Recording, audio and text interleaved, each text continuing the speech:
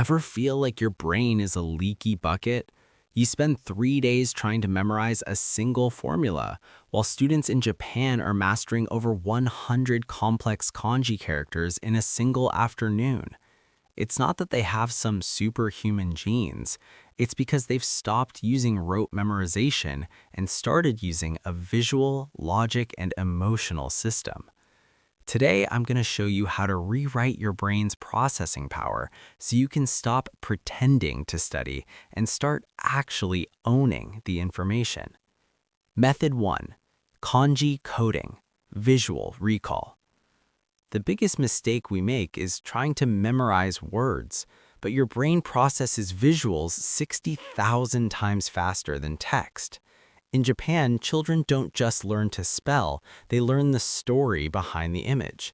A character for a tree actually looks like a tree with roots and branches. The practical hack?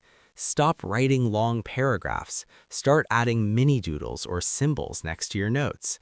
If you're studying physics, don't just write gravity, draw a phone falling. Just don't break the screen. When your brain sees an image, it doesn't just read, it sees the answer. Method 2. Add the drama, emotional retention. Why do you remember every detail of your favorite movie but forget a history date 5 minutes after reading it?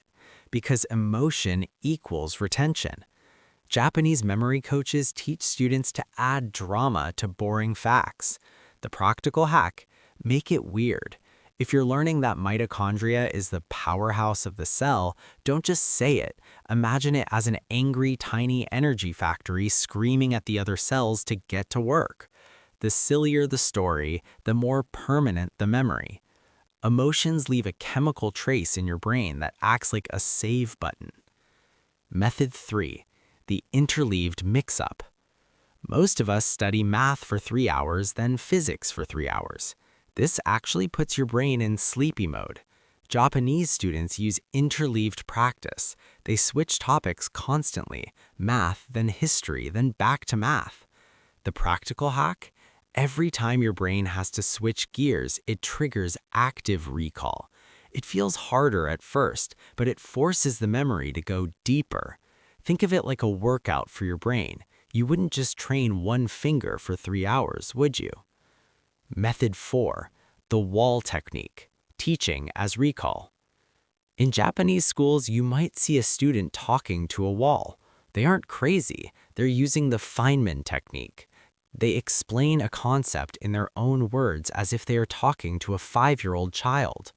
The practical hack? Record a voice note on your phone explaining what you've just learned. If you can't explain it simply, you haven't understood it yet. This instantly exposes the gaps in your knowledge so you can fix them before the exam. Method 5. Visual breathing room. Look at your notebooks. Are they crammed with text from edge to edge?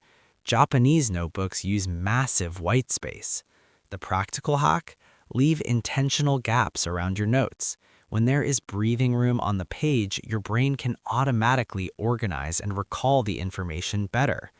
Use blurb-style notes, keywords, arrows, and emojis instead of long sentences. It forces your brain to fill in the blanks during revision. The final secret. Remember, studying isn't about how many hours you sit at a desk. It's about the system you use.